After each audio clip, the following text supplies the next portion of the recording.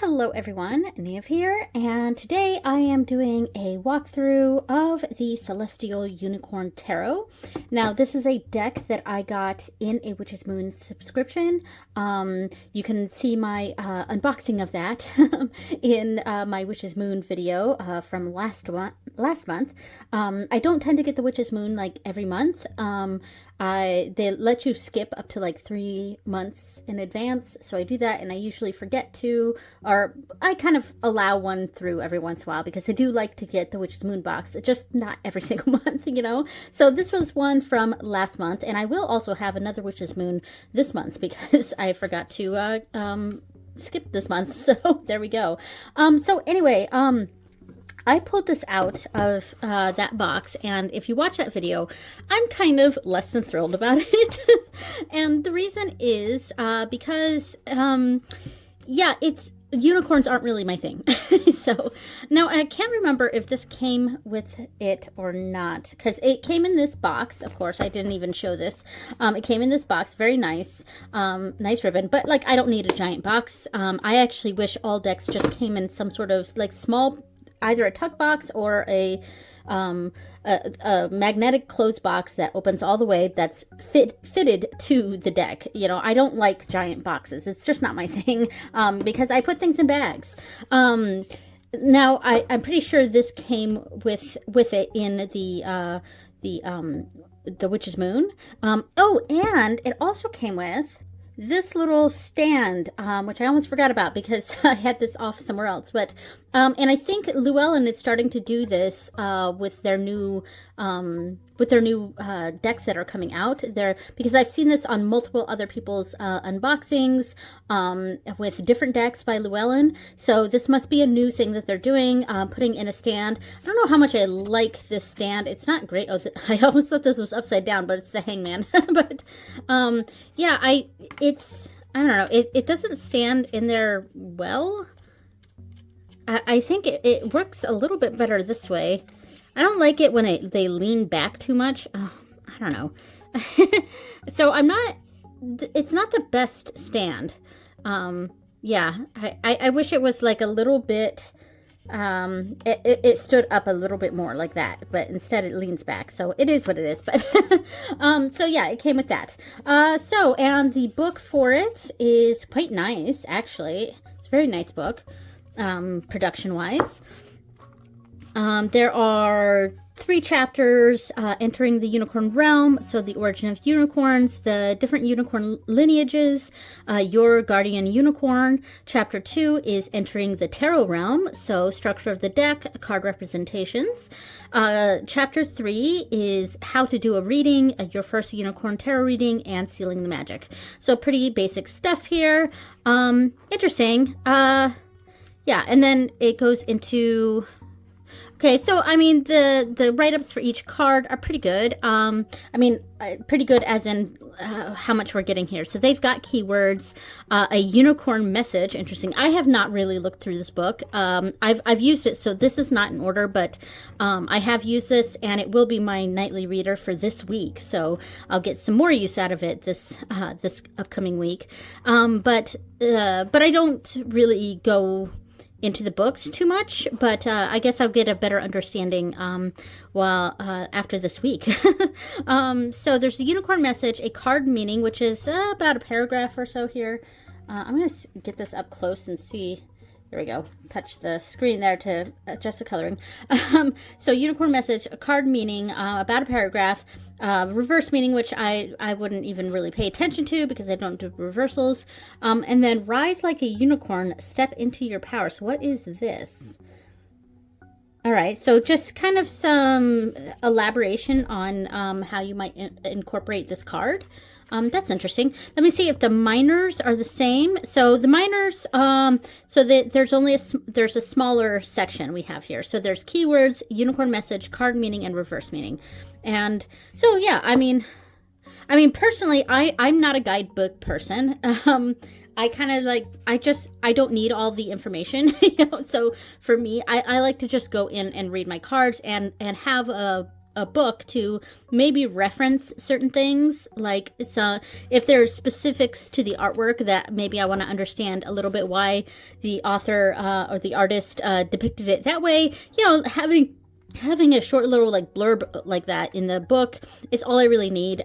Just a few keywords, maybe a sentence or two, and then a little blurb about the artwork and the symbolism. Yeah, so I'm just in general not really a guidebook person. So the cards themselves. Here's the thing, the cards themselves are really thin, very, very flimsy. I do not believe there's any sort of core to this. I'm not showing this on camera, but I'm kind of putting it against the fairy lights on my window here, and I can see the fairy lights immediately through the card. So there's definitely no like core or anything to this. I put that upside down again. It's probably because it's the hangman card, so I keep thinking it's upside down. But yeah, so it's very, very thin. So that's definitely a knock to this deck. It is a thin deck. It's not quite as thin as that Tarot of the Great Outdoors. That one's way worse, the older version. But yeah, so the cardstock, not great. The backs are pretty. It's nice. I like it. It's pretty.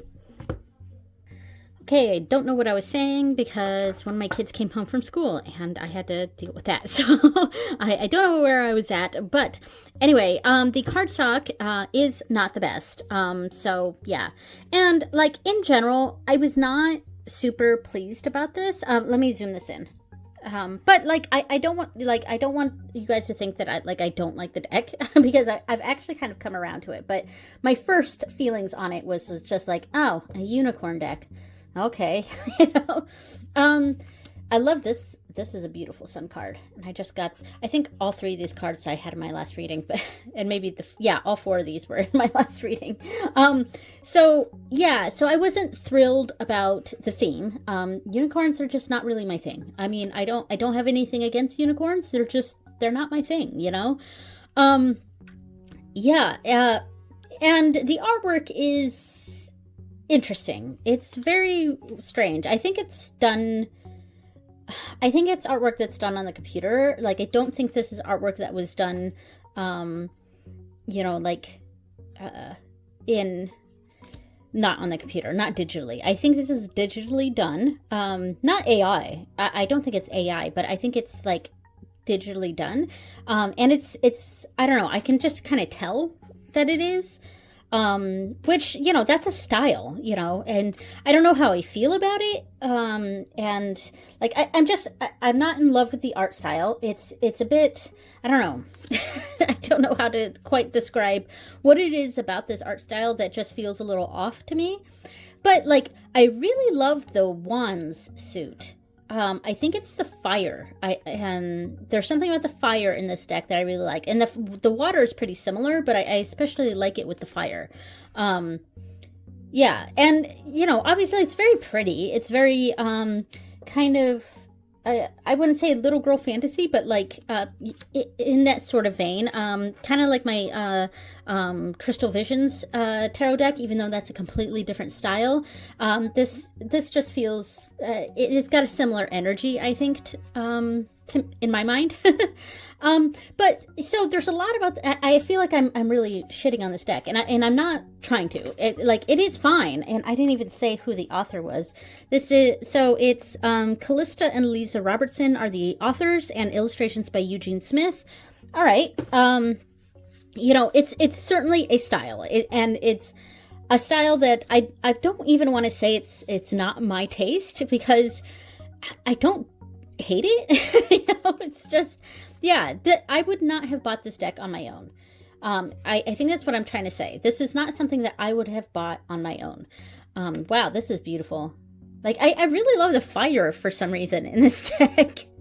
There's something about it that draws me in. And it is a little pippy. A lot of this we're getting just like unicorns, and very like high fantasy type unicorns. And I don't know the technical terms. I'm sure Lisa Popaz would have a lot to say about the style of unicorn that's depicted here and whether this is correct or that is correct. But like, quite frankly, I I don't, unicorns, like I said, are not my thing. So, so I don't really care.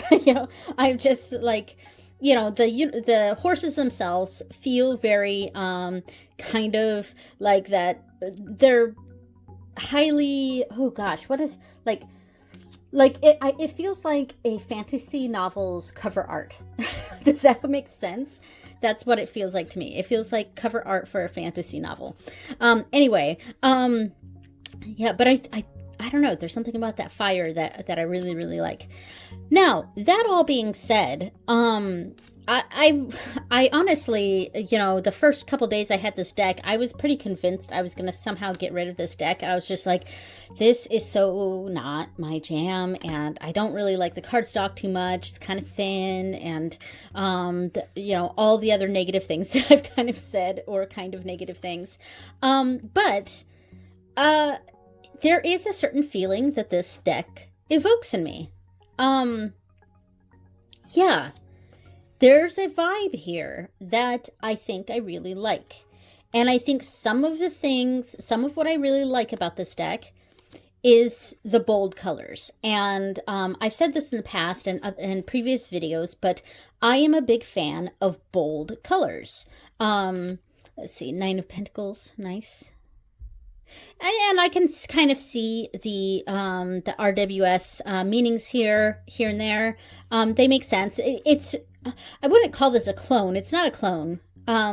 But it's, I feel like the depictions are very easily noticeable or perceived from this. So that's why I'm not saying too much about the cards themselves and what they represent, because yeah. But okay, this is interesting. We've got the Six of Swords here, but the horse isn't on the boat, which, I guess that makes sense, because it's a horse, and this boat would be entirely too small for this horse, but it's being pulled away by two, otters. So I guess there are some elements to this deck that are a little bit different, and definitely something maybe I would dive into a little bit more in depth later on. So, that's definitely an interesting take on the Six of Swords. Who are we identifying with here? Because I feel like with this deck, we're pretty much identifying with the unicorn, or because it did say something in here about your unicorn guide. So maybe these are supposed to be guides, and then that's an interesting way of looking at these cards like that. Man, the whole wand suit, just a fire, is really, really cool. I really like that. Yeah. Anyway, so I do really like bold colors. And there's a certain vibe to this that I'm enjoying. And I did just recently use this deck, full on actually used this deck, in my full moon reading, which was the other day. And, I think I filmed it, not filmed it. I did the full moon reading yesterday. Anyway. And I actually really liked the reading I got. And it made sense to me, and I didn't dive too deeply into the images of the imagery in the cards, because it was just, the cards that I got were pretty typical imagery for those cards. So I just kind of, it lended a vibe. And I think that's what I'm trying to get at with this is, sure, there are some cards that are a bit different than the main depictions of that card. So there's some that we can read into, but ultimately it's the same. It's an RWS clone-ish, and you don't really need to dive too deeply into the imagery. So you can kind of use your rote memorization of the RWS system, right? Which I basically did, but it's definitely added a vibe to the reading. And it was a vibe that I liked. And I think I really think it's the bold colors, it's the bold, very almost computerized, and I feel like it is digitally done. I may be wrong, but it feels digitally done, and and there's some sort of vibe that brings to the table here. So, I mean, a lot of it's very rainbowy. It's very bold, bright colors. Oh, love that. I'm a sucker for galaxy stuff. So, I mean, look at my table. And I painted this, on my table. So, like, I am definitely a sucker for galaxy stuff. Excuse me, my throat.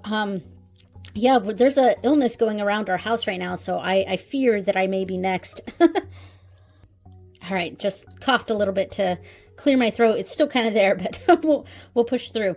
So I'm going to try to speed past this a little bit here as we get past this section, because I want to get to the pairing section.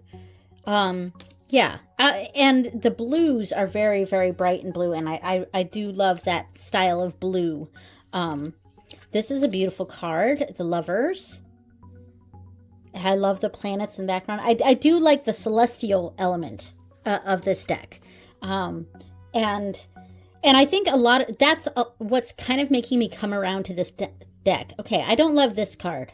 This is kind of shitty. Like, what is this? Like, are we just... And it's also kind of gruesome because we're, like, weighing unicorn horns here. Where did these unicorn horns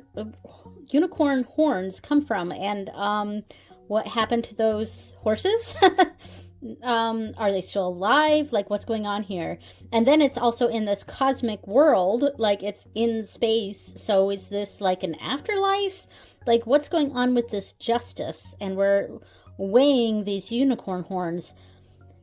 Okay, I'm gonna have to look in the book because this is like totally throwing me off. Like, like what is this? Strength and justice is 11. All right. Right here. So results, resolution, balance, unicorn message. We the unicorn light council. Okay, sorry. I'll try not to laugh about that. Okay, we the unicorn light council come to bolster your faith, widen your perspective, and bring greater balance into your life. It is time to take a stand for what is important. Invite us to help you stay in integrity and honor the commitments you have made to yourself and others. Card meaning, let's see, I want to read this part here. So, rise like a unicorn, universal code of communication. In 2016, the Council of Galaxies, the highest vibrational council of light connected with the unicorns, gifted humanity a powerful energy stream called the Universal Code of Communication. Is this a real thing? Like, what is going on? Because that's a date, 2016. Like, what? When did this deck come out? This deck came out in 2025. So the sacred signal can transmit different wavelengths to be received instantly and simultaneously to every being on Earth. The purpose of this celestial tool is solely for the joy of uplifting everyone. Yet every time it's used with integrity, the frequency of Earth expands. You can send any unconditional frequency, such as love, to humanity and simultaneously receive love, or you can adapt this to harmonize any circumstances of injustice. For this, relax and connect with your heart. Affirm aloud, universal code of communication. I now send harmony to blank for the benefit of all concerned. Breathe in and allow harmony to fill you. Then exhale harmony, seeing everyone involved bathed in this divine grace. Okay. I'm just gonna leave it at that. I don't think that really explained what we're seeing in this card. All right. Okay. Needless to say, that is my least favorite card. Yeah. I haven't even finished looking through all of this, but yeah. So 10 of Wands, nice. I love the whole wand suit. Definitely my favorite suit in this. So yeah, so that is the deck. So I did want to mention, I'm not going to compare these decks to this, but there's something about each one of these decks that I was thinking about with the unicorn. And so one of them is, I'm not even going to pull these out. They're actually not even in this box, but the Witch's Tarot. This is a deck that really, like, the images on the cards don't quite correlate with the cards themselves or the meanings of the cards. And some people might have a problem with that, but I've actually been kind of totally fine with that because there's a certain vibe that this deck has, that I like to pull it out for certain occasions or for certain situations, that vibe makes sense, even though the images, they're kind of just kind of scantily clad women in various or female presenting people in various like artsy kind of photographs, and some of them are nude, and yeah, and there's definitely a vibe that this deck has, that in certain readings it's very appropriate to that situation, even though the cards themselves are not, like, it almost feels like there's no thought in which images they use for which card, if that makes sense. So that was kind of what I was talking about with the vibes of this deck. I'm enjoying the vibes of this deck, and I'm going to put it on a Wands card because I just think the Wands suit is super cool. And so that was why I put that one out. The other one is, oh no, not this one. This is the astrology deck. I don't know where my other deck is, but we'll pretend this is the other deck because I'm not even pulling this out. But the other deck I was going to pull out was the Star Tarot. And if you watched my my video where I was decluttering my decks, that's kind of in the sort of decluttering section. I am going to keep it a little bit longer, but yeah, there's a lot of... I love the colors of that deck, and I love the vibe that it brings, and it's very similar to this vibe.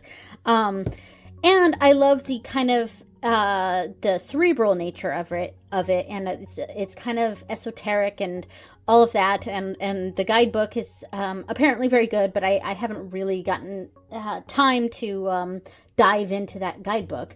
But it's... yeah, what I'm trying to say, though, is that I feel like this gives the same sort of vibe that deck gives. Even though this one's not very cerebral, it's, it's just cute unicorns, and it's very cutesy and all of that. But there's something bold and bright about this deck that gives me the same vibes as the Star Tarot. So I'm not sure if that makes sense, but that's why I pulled those out. And this wasn't even the Star Tarot, it's a similar bag. Okay, so I want to start off with some pairings, and I want to start off with what I did for the reading that I just did. Yeah. Let's see. I used these two decks with it. So I used the Amethyst Oracle, and I just kind of want to lay out a mock little reading here of what I did for my full moon, instead of doing the oracle cards in the middle with the two tarot on the other side. But so I'm just shuffling this a little bit, but so I have the Amethyst Oracle here, and I did a month ahead reading, basically, for the full moon. And I did a 9-card box like this. Let me just lay out the 9-card box. La la la. All right. The cards are so cute and tiny. All right, so I did a 9-card box like that. And then, oh, no, it wasn't with this. Hold on. Okay, it was the, I did the Lenormand in the center for the month ahead. So this was the bag, and I used the Zenseki Lenormand. Very nice deck here. And then what I did is so this was the month ahead. And then one card here represented the as above. So basically a spiritual focus for the month ahead. And then down here was so below, and it was like a mundane focus, something to work on in the mundane world, my everyday life. And then on the next one, I did so within, so something I need to work on internally, something I need to focus on for myself. And then so without, as within, so without.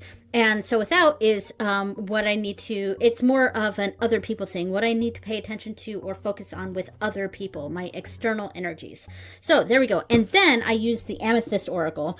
I couldn't remember which one I put in the middle, but yeah, it was the Zensei Lenormand. And then because I was doing this reading with a deity, I pulled one of these for each of these cards to kind of have that deity's elaboration on each card. So so with this card, it would be confinement with the Nine of Wands. Interesting. Overwhelm, which was actually one of the cards that I got, with the Ace of Cups. Oh, an overwhelm of emotions, maybe in the mundane life. So things really getting to me or something. I don't know. This is a fake reading. I didn't shuffle anything. So, and then, as within, we have collection with the Three of Wands. And then, so without, we have the, don't have glasses on, Ten of Pentacles with silence. Ooh, interesting. Okay. So, this was a very it was a very elaborate reading, but there was a lot to it that it made a lot of sense, and I loved these card combinations. These decks just went very, very well.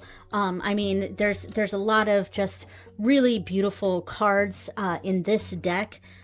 So beautiful, and it went really well with the unicorns here. So some of the other decks that I've pulled out are Japanese themed. Ooh, there's the geisha here. That's a woman card, and the samurai is the man card. Yeah, love this deck. And I think it looked really nicely. Went really nicely with the unicorn tarot here, the celestial unicorn. So speaking of Japanese decks, I did pull out some of my Japanese decks to see how they would look with this. So I've kept this same layout here. I did replace some of the cards, but so I have the Kamito Yokai here. So one thing we could do, because what I had done with the smaller little deck was I connected each of these cards with one of those mini cards. But if I'm going to use a larger deck like this, maybe I would do...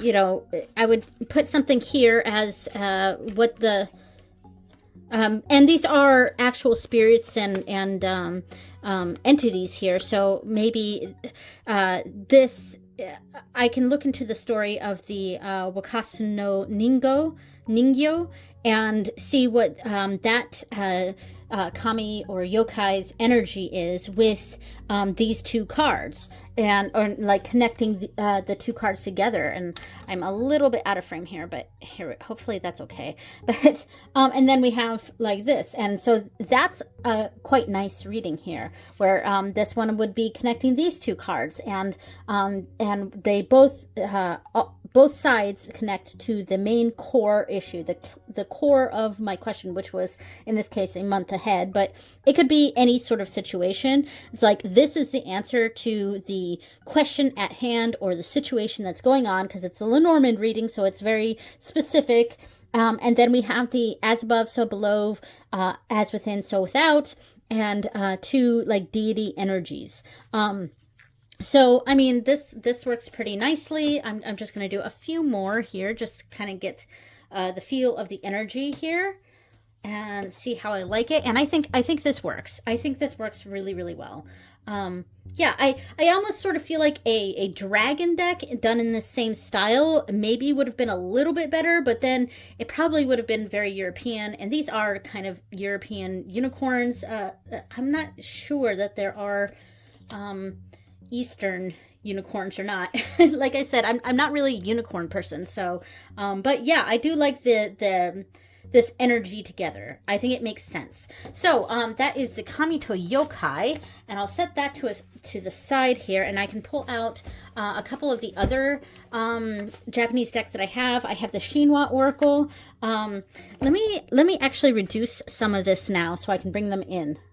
This could be a cool kind of layout here, and then with a landscape card right here. Like if I had a deck that was landscape. There are a few out there, but that'd be kind of cool. But I was in the middle of changing this around. I was like, this is a cool little layout here. We could put something right here. Anyway, so I don't know if we'll have room here, but I kind of did, like, let's see, a little 3-card Lenormand reading, or we could even do a 5-card. Let's see, 5-card Lenormand reading like that.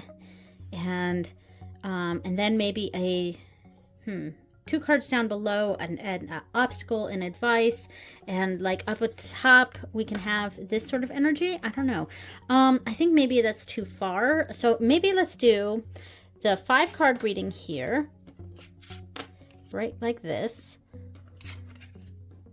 Because I tend to like 5-card Lenormand readings a little bit better than 3 cards, just because you get a little bit more information, I think. And then we'll do the same sort of thing right here. This is kind of cool. Okay, this works. I was trying to figure out some sort of layout we could do with this. That wasn't the same as what I'd been doing. But a 5-card Lenormand reading like this that answers a question, because, you know, that is Lenormand. Then we have a certain level of guidance going on right here, an obstacle and advice. And I am just trying to see how I feel about this card with the, this deck with the unicorn here. Okay, I'm kind of staying quiet a little bit here because I'm just sort of thinking about this energy. I mean, it probably still works. I'll put another card here. I mean, I don't hate it. Like, I don't dislike it even. And I like the idea of what I was going for with this. So we got, you know, the Lenormand reading that kind of answers the question. We got where we can look for guidance or a message, a divine message of some sort. And then we have an obstacle and advice. Interesting. Okay. Yeah, I mean, this one works fine. And then with that, along the same veins, I did also pull out the other similar deck that I have, which is the Bushido Oracle. And, you know, the Shinwa is a bit more, I guess, feminine. And whereas the Bushido is a little bit more masculine, I guess. But the art style of the Bushido is a bit more... kind of anime-ish. So let me lay down some of these. Actually, I think I like this more. And I was wondering if that would be the case. Because of the style here with the unicorns, I actually think this one goes better than the Bushido. Even though we've got the very, you know, kind of feminine energy of unicorns. And then we have this Bushido here in the middle. I actually quite like this. I think this works really well. And then with those cards here, that makes a lot of sense. I think I actually really like this. All right, so this one's a winner to me. The Bushido Oracle is a winner next to the Celestial Unicorn. Okay, let me pull out some other decks here. Hey, I found that Star Tarot. Okay, so I've we don't need that Star Tarot. I just found it while I was trying to look for all of these. But anyway, so I pulled out my deck that I created. It's I call it the Long Weekend Lenormand, and I do have a version of it on MakePlayingCards. That it doesn't look like this so much, but these were the literal ones that I made, like drew each one. But anyway, so I pulled that one out. The ones on MakePlayingCards are bridge size and mini, and I have yet to buy them, so I actually don't know how good they are. But yeah, anyway, I thought it might look good with this energy. So the actual deck I wanted to pair with it was the illustrated, this one's the Crystallary, but really any of the illustrated decks. I just happened to pull out the Crystallary, but like we've got the same sort of idea going on here, where we have the 5-card line that sort of answers a question. It let me see if I can situate this a little bit better here, but it kind of answers the question or gives an energy to the situation. So this is the energy. This is the theme. Maybe we would pull this card first, maybe. So the only thing, and we've got clear quartz. yeah, so it's almost a beacon sort of energy here. So pulling this card and then that sort of gives a theme, or maybe we would pull this first. I don't know. It depends on what sort of reading we would do. And then we've got the two tarot cards on either side that, again, I like the obstacle and advice for this. That makes a lot of sense to me. Yeah. So, yeah, I mean, and I'm trying to look at this deck with the unicorn deck and trying to see how much it matches. I thought the bold colors might go very well. In a weird way, I don't love it as much as I loved it with the Bushido Oracle. I guess it does look nice. I'm not even sure if we're getting a good look at the cards here. Yeah, I can't quite tell in the viewer here, but yeah.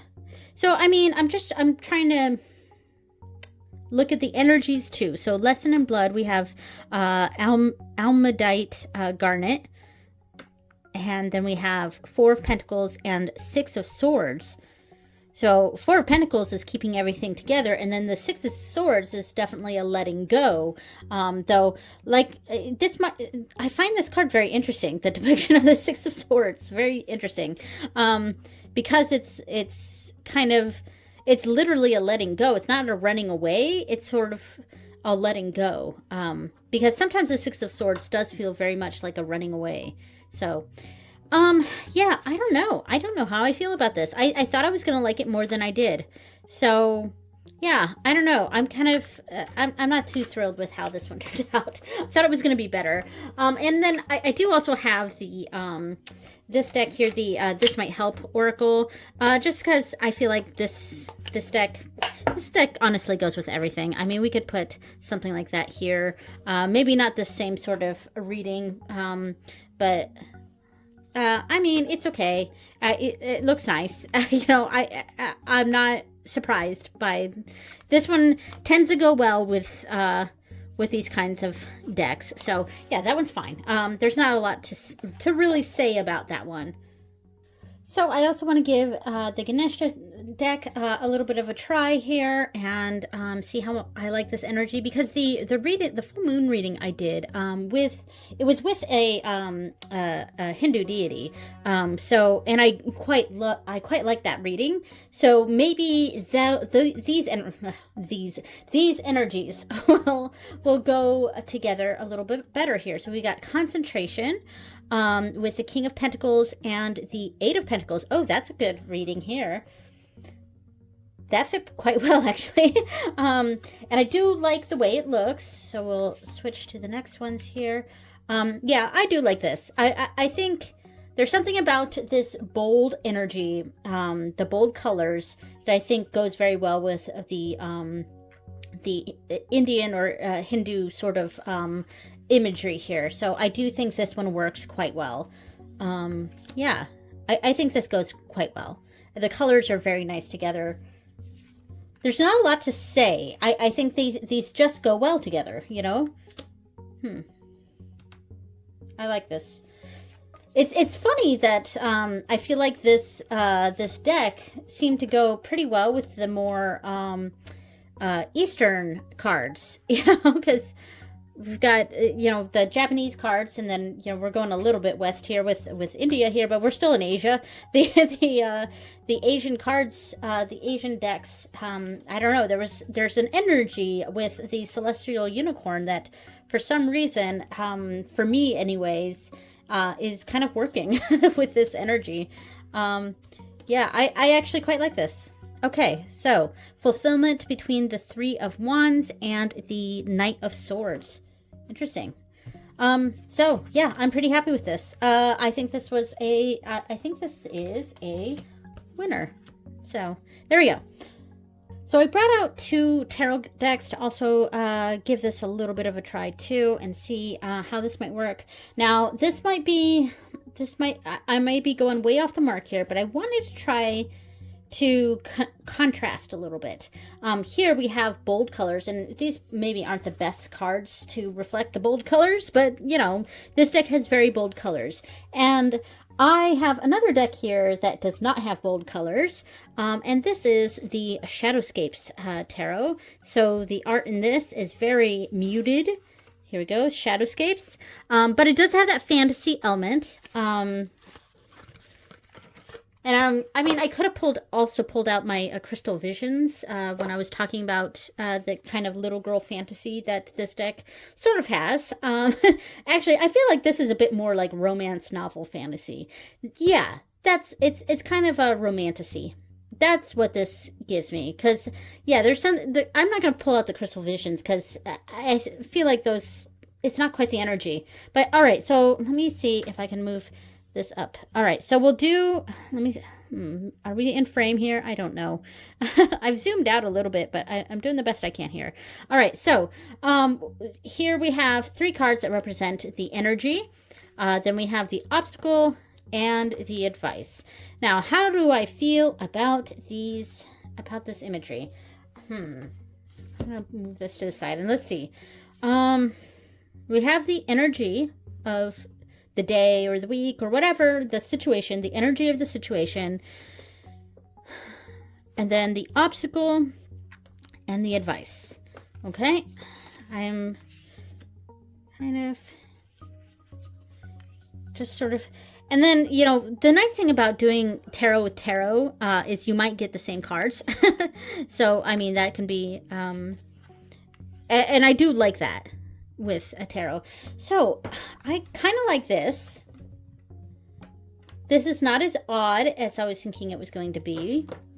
Huh. The energy is here. I love this sun card. This is a beautiful sun card. Yeah, this might be one of my favorites in the deck. And the art, and I love the light on the unicorn here. And then right here. All right, so we've got some bolder energy here. And then let's see. I think what helps this is the silver edges on the shadowscapes here, because it does sort of help like contain the artwork here, so it's not too busy against the very bold unicorns. I think this works. I didn't think it was going to, but I do think this works. Huh. All right, one more thing here. We got the moon card. Okay. Very celestial. I love the celestial aspect of this deck for sure. Celestial is definitely my thing. All right. Yeah, you know, surprisingly, I feel like this worked. Yeah, this worked pretty well. It worked better than I thought it was going to work. So I have one more tarot deck here. I'm just going to set that to the side. All right, so I have the oh my gosh, the tarot landscapes. Oh, and it's right here on the tarot landscapes. All right, so this one I thought I maybe wanted to pull out one because I actually do think the colors would look really well with this. I'm just gonna pull out a small bit of it. And also, yeah, we have, these are like locations. So maybe, okay, maybe what we could do with this, I wonder if we can, maybe we can do something like this. These positions sort of dictate the location that we're in here. And this is a nice combination. All right, let me see. I'm going to try to zoom out a little bit. Okay, so the colors are definitely very nice. They do kind of blend together. They're almost too matchy, if that makes sense. Let's see. I don't know what positions these would be. Maybe because the Tarot Landscapes is a deck that I almost use more like an oracle, because I pay more attention to the location first.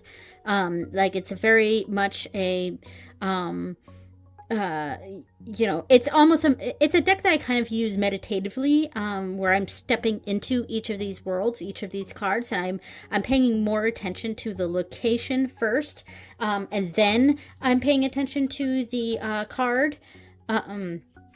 So that's an interesting combination here. We've got a location and then the unicorn in that location. and then we can kind of read the cards like that. So I actually like that. I do think the art, while the colors are very similar, they kind of meld together, which could be a good thing. I mean, if we're wanting to view these unicorns in this location, then maybe that's a good thing. You know, so these Three of Cups, they're in this sunflower field, this pool that's in the sunflower field. This King of Wands here, this fiery unicorn, is in this dreary location, the Ten of Swords, and you know, and it's probably like right outside this building. Interesting. And then we have this ocean sort of location here. We have the Queen of Cups. It's coming down this funnel. So that's kind of cool. Coming down this horse or unicorn, whatever, is right at this entrance, right at this gate. So it's kind of being pulled down into this world. So that's interesting. That was fun, actually. I really enjoyed doing that. So yeah, I actually quite like this little layout. Fun. Okay. So that was a fun little experiment. Yeah. Okay, so I did realize that I hadn't shuffled this on camera yet. I talked about the flimsy cardstock, but I didn't actually shuffle it yet. And because this is very thin cardstock, it does shuffle quite nicely. I'm able to easily do that, you know, riffle and bridge. But because they are thin, they kind of get a little bendy. They don't quite snap back. There's no core to them. And I think that's some of the biggest negatives of this deck. The cardstock is just a little too flimsy. I do like thin cardstock because I'm able to shuffle it, but it's got to have some sort of core or some sort of something to it so it doesn't get bent when you shuffle. But it is, you know, it's not that bad. And, you know, as I said, I've really kind of come around to this deck. Like, I didn't like it at first when I first pulled it out, and it was the theme. It was, you know, the artwork is a little bit, I don't know, kind of 90s, maybe, kind of 90s, but in general. But I love the fire suit. The sun card is absolutely stunning. Yeah, and the general feel of the deck is something that I really came around to and I really quite like. So yeah, so here's a deck that I would not have gotten for myself, but so far I've actually been liking it, and I'm going to get more use out of it this week because I will be using it in my nightly reading with the Amethyst Oracle. So that will be my nightly reader for here we go, we'll do it like that, for this week. All right, so Celestial Unicorn Tarot. Thank you so much for watching, everyone, and I will see you next time. Bye!